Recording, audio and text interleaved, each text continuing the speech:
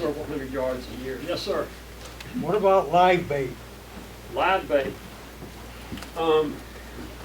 Can't say enough good things about live bait. You can't beat the power of a live shrimp. And I fish a lot of live shrimp, not just for trout, but for red drum. And this year, from August right on through, the red drum got into the shrimp when the shrimp got big, and you couldn't get them to hit a mullet to save your life hardly. But you could take that live shrimp and put out there, and they would hit it over and over and over again. Now, I hook my live shrimp a little differently than most people do.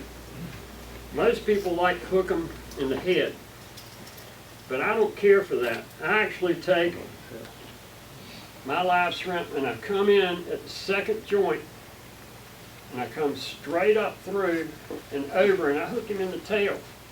And the reason I do that is because it doesn't kill him, number one. He lasts a long time. But I like to see him hop out the water just before they get eaten.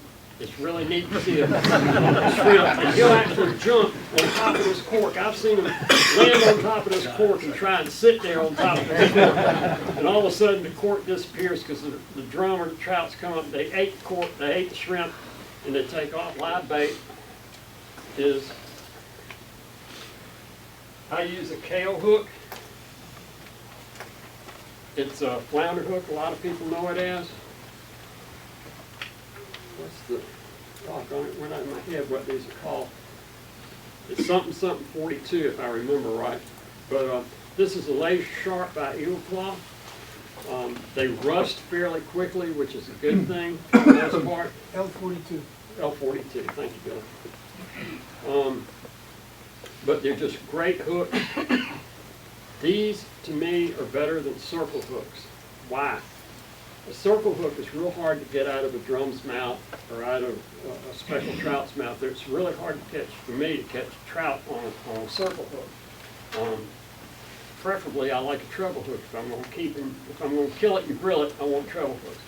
But these kale hooks are probably as close to a circle hook in the way it hooks as you can. If I catch 30 to 40 drum in a day, I'm going to have one, maybe two, that's not hooked in the side of the mouth.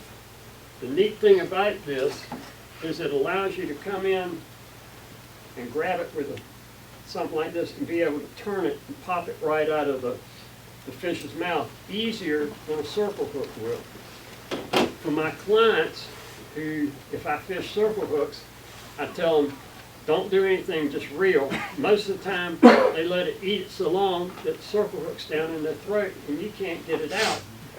If they swallow a tail hook, 9 times out of 10, it's caught right in the roof of his mouth. And you can go in there with a pair of these, and I call these king nips, reach in there, grab it, and pop it, and he'll come right out.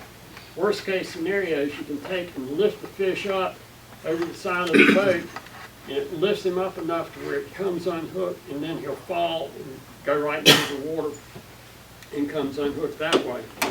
But this is what I'm going to use for a live bait hook, these kale hooks. I used to use Matusos, now we can't find them anymore, which was a Japanese hook, and I liked them because they didn't rust out very fast. And I went back to the Eagle Claw laser sharps, and they rusted fairly quickly, but if you break a drum off, he'll lose this in about 4 or 5 days. This will come right out of his mouth. If you've got it on a popping cork and you lose the popping cork in this, most of the time, with the time you sit there, you'll see your popping cork floating down the way and the drum will have already got off of it, which is pretty cool. I just prefer the kale hooks for a live hook, live bait hook over everything. And I fish a lot of live shrimp on that hook too. What size? 2/0 as a rule. If I'm into bigger fish, of course I'll step up to a 4/0. But as a rule, just about everything I fish with during the summertime is that 2/0 hook. It just does such a fabulous job. I just can't say enough good things about the Eagle Claws with that. They have a great hook. How much leader you put under your popping cork? Generally, That's it right there. That's the most. A lot of it depends on water depth. If I'm fishing deep with live shrimp, and I'll get to you, I saw your hand up, I'll get to you in a second. If I fish with live shrimp and they're down deep in that 8-foot range, then I'll use a slip cord and a bobber stopper, which I absolutely detest, but if that's what it takes, that's what I do. They're easy to cast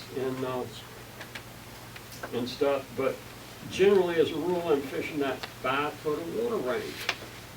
So I'll fish this 2 to 2.5 feet deep, 3 feet deep, and just sit there and bloop, bloop,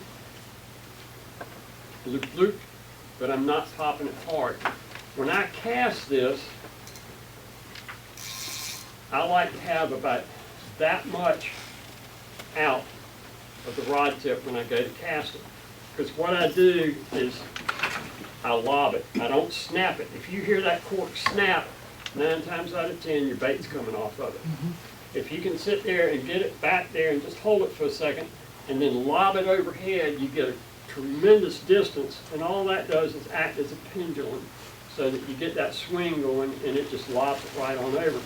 And I'm amazed at how far I can cast one of these.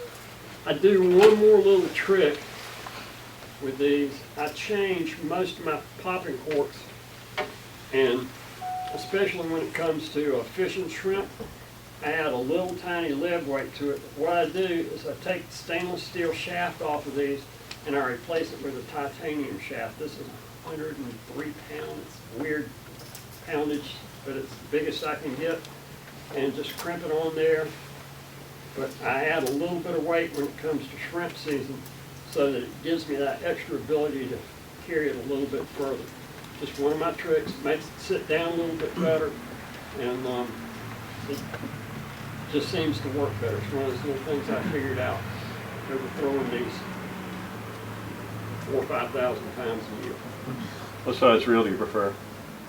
This is 2,000? a 2,000 battle, and excuse me, the 3,000 battle, and this is my standard charter reel and rod on my boat.